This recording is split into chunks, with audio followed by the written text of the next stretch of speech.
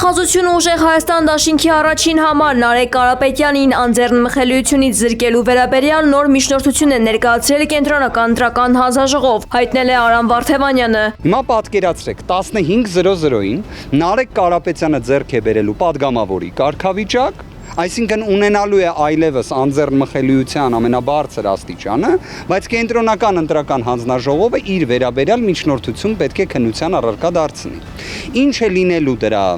ճակատագիրը, հերթական քաղաքական, հետապնդման, միջամտության, ամեն կերպ, որ Նարեկ Կարապետյանի գործունեությանը միջամտեն, խոչընդոտեն, գիտեք, սա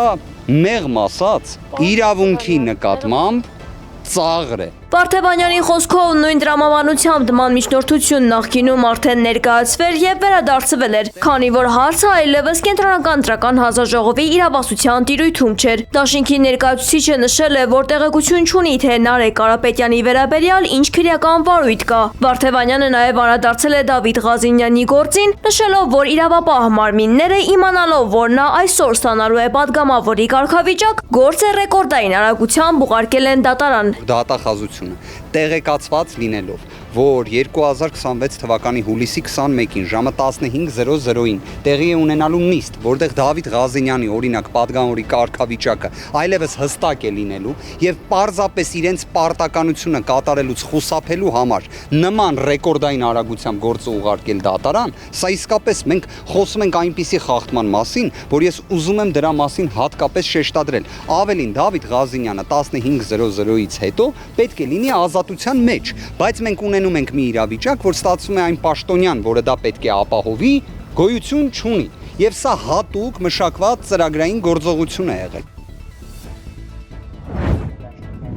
Կենտրոնական ընտրական հանձնաժողովի նախագահ Վահագն Հովակիմյանը հակադարձելով փաստաբան Արամ Վարդևանյանի այն պնդմանը, թե ԿՀ-ն իրավունք չունի Նարեկ Կարապետյանին զրկելու անձեռնամխելությունից, հայտարարել է, թե ընտրական օրենսգրքի համաձայն ընտրված, սակայն դեռևս լիազորությունները չստանձնած падգամավորի նկատմամբ քրեական հետապնդում հարուցելու կամ ազատությունից զրկելու գործընթացը կարող է տեղի ունենալ բացառությամբ կենտրոնական ընտրական հանձնաժողովի համաձայնությամբ։ Ըստ էության մինչև օգոստոսի 2-ը, եթե արձանագրությունում ընտրված падգամավորներից որևէ մեկի հետ կապված քրեական հետապնդում հարուցելու խնդիր առաջանա, այո, պիտի դատախազություն դիմի կենտրոնական ընտրական հանձնաժողովին եւ համաձայնություն ստանա, այնուհետև նոր քրեական հետապնդումը հարուցի, եթե չստանա համաձայնությունը, չի կարող այդ քրեական հետապնդումը հարուցել։ Օգոստոսի 2-ի 10:00-ից սկսված արդեն падգամավորների նկատմամբ քրեական հետապնդում հարուցելու կամ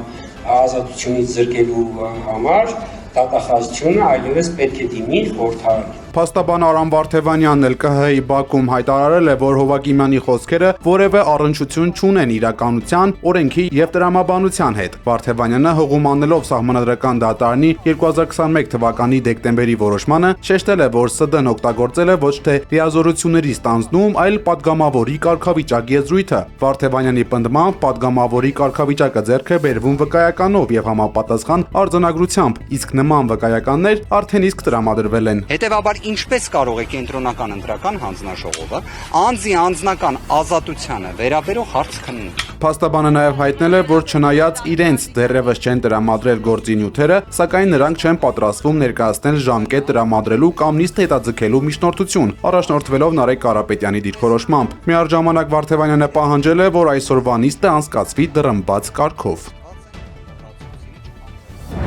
Ասեցին, որ Մինչ ԿՀ-ում քննվում է Նարեկ Կարապետյանին անձեռնամխելությունից զրկելու հարցը, ինքը Կարապետյանը Ստեփանավանի գյուղերի բնակիչներին խոստացած նվերի հետևից է գնացել։ Տեղի բնակիչների հետ հանդիպման ժամանակ նրանք որպես առաջին եւ ամենահրատապ խնդիր նշել էին գյուղտեխնիկայի բացակայությունը։ այս գեղեցկուին շատ շուտով մեկնելու է Ստեփանավան, Գյուլագարակ, Կուրթան եւ տարածաշրջանում բարեգործական հիմունքներով մասնակցելու է գյուղատնտեսական աշխատանքներին, որի արդյունքում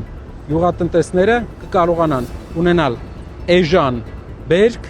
քիչ կորուստով բերք, իսկ մենք կլինենք երջանիկ, որ մեր հայրենակիցները վերջապես հաղթահարեցին այս տասնամյակներով տևող խնդիրը։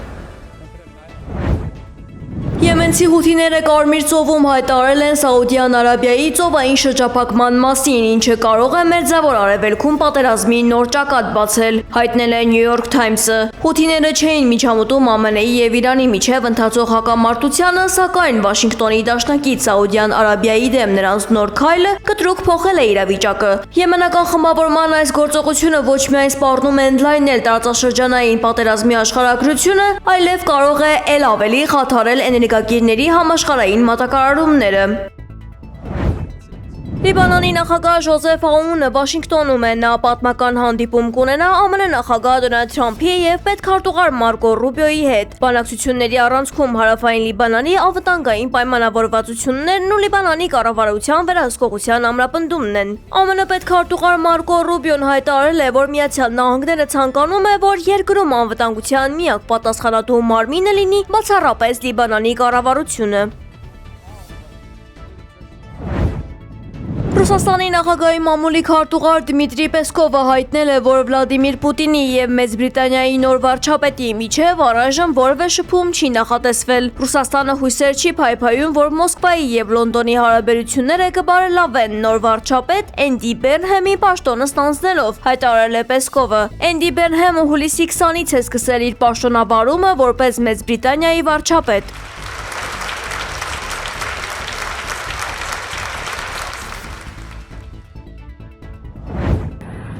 Ռուսական ԱԹՍ-ն հարվածել է Սումիի էպիկենտրոն առևտրի կենտրոնին, ինչի հետևանքով հրդեհ է բռնկվել։ Վնասվել է նաև բազմաբնակարան բնակելի շենք։ Պայթյունի ալիքից կոտրվել է մոտակայքում գտնվող դպրոցի պատուհանները։ Տուժել է 6 մարդ, նրանց թվում 4 երեխա։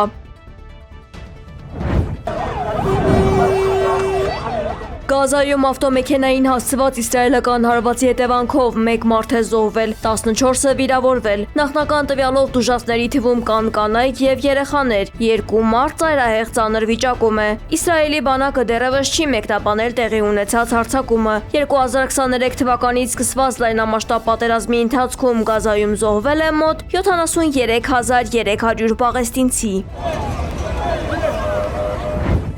And we're calling it the Great ԱՄՆ նախագահ Դոնալդ Թրամփն այս շաբաթվա ընթացքում պատրաստվում է նոր մաքսատուրքեր սահմանել տասնյակ երկրների ապրանքների նկատմամբ, հաղորդել է Financial Times-ը։ Նրա սահմանած ժամանակավոր 10%-անոց համաշխարհային մաքսատուրքերի ժամկետը լրանում է ուրբաթ օրը։ Պարբերականի տվյալով առաջիկայում սպասվող նոր մաքսատուրքերը համադրելի կլինեն գործող 10%-անոց դրույքաչափերի հետ, սակայն Սպիտակ տունը չի բացառում նաև ել ավելի բարձր մաքսատուրքերի սահմանումը։ ԱՄՆ ներքին անվտանգության նախարարությունը կապալառու է փնտրում պետական ավիախումբ կառավարելու համար, որը օգտագործվելու է միգրանտների արտաքսման, կամավոր վերադարձի եւ ճգնաժամային առաքելությունների համար։ Ըստ Բլումբերգի ավիապարկը ներառելու է 7 Boeing եւ 2 հեռագնա ինքնաթիռ ԱՄՆ-ում եւ արտերկրում շուրջօրյա թռիչքներ իրականացնելու համար։ Գերատեսչության գնահատմամբ սեփական ավիապարկն ավելի կարագացնի արտաքսման գործընթացները եւ պետբյուջեից տարեկան կխնայի մինչև $279 միլիոն։